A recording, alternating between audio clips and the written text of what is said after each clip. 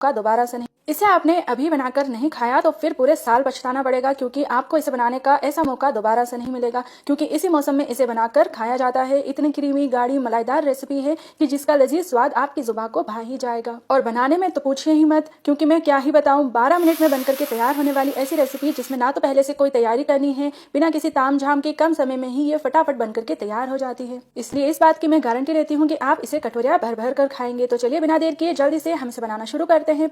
तो इसके लिए सबसे पहले हमें किचन में जाते ही गैस पर कढ़ाई को रख देना है। मोटे तले वाली भारी कढ़ाई का आप इसमें इस्तेमाल करें और गैस के आंच को ऑन करके इस कढ़ाई में हम डालेंगे बस हाफ टी स्पून देसी घी।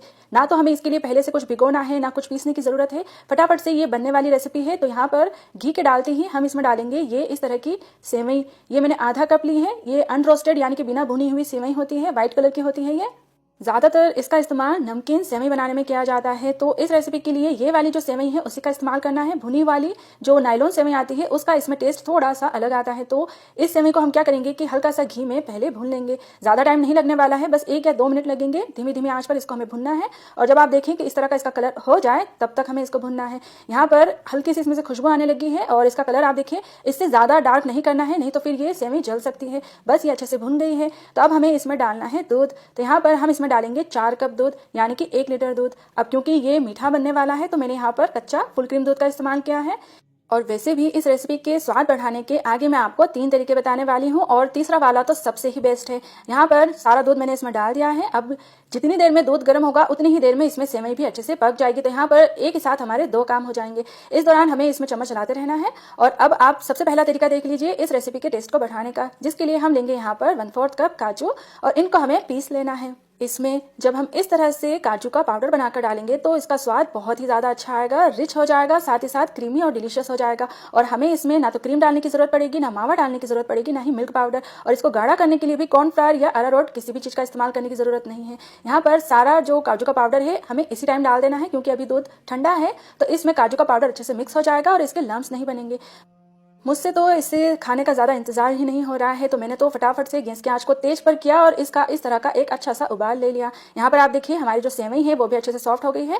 इसमें जब सेवई इस तरह से सॉफ्ट हो जाए उसके बाद ही हमें इसमें चीनी ऐड करनी है। तो क्योंकि सेवई अब अच्छे से सॉफ्ट हो गई है तो अब इसमें बाकी की चीज़ें हम आराम से डाल सकते हैं। तो यहाँ पर मैंने ली है सिर्फ 2 टेबल स्पून चीनी।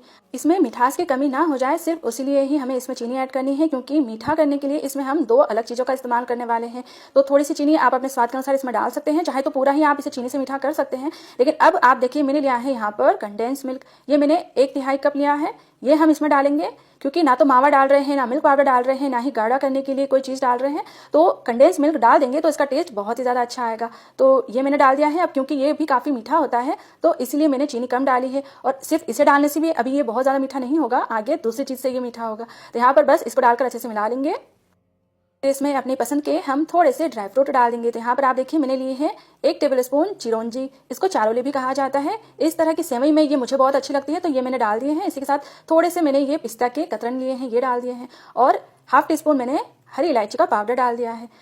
आपने भी मीठी सेवई जरूर से बनाई होगी, लेकिन अगर आप उसमें मेरी तरह थोड़ा सा काजू का पाउडर डाल देंगे तो स्वाद का जादू ही हो जाएगा। और गर्मियों के मौसम में ज़्यादा देर किचन में खड़े रहकर पसीना पसीना होकर के टाइम लगा करके कुछ भी बनाना हो तो सबको आलस आ ही जाता है। तो मैं आपको ये फटाफट से बनने वाली रेसिपी बता रही हूँ जिसका आनंद जब आप खाएंगे तभी आपको आएगा। तो यहाँ पर आप देखिए हमने इसको अच्छे से पका लिया है। इसमें मुझे मुश्किल से बस 10 ही मिनट का टाइम लगा है, क्योंकि दूध को गर्म करने के बाद फटाफट से हमने इसमें सारी चीज़ें डाली है और किसी चीज़ को ज़्यादा पकने में टाइम नहीं लगता है। तो अब बस हमें थोड़ा सा इंतजार इस बात का करना होगा कि पहले हमें इसको अच्छे से ठंडा करना है। तो गैस की आंच को बंद करेंगे और अच्छे से पूरी तरह इसको ठंडा कर लेंगे।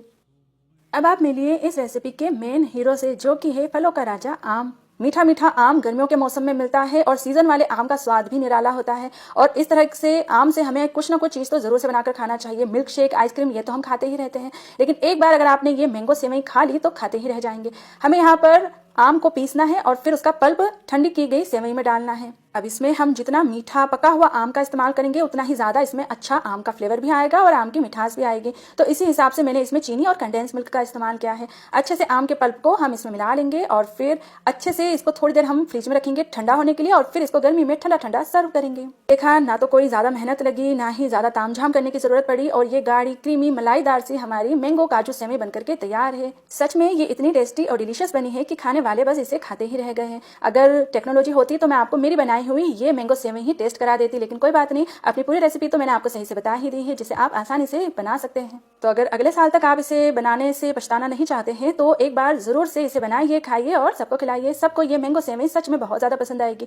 और फिर उसके बाद अगर आपको मेरी ये रेसिपी पसंद आए तो प्लीज आप इसे लाइक करना बिल्कुल ना भूलें, सभी के साथ इसे शेयर करें।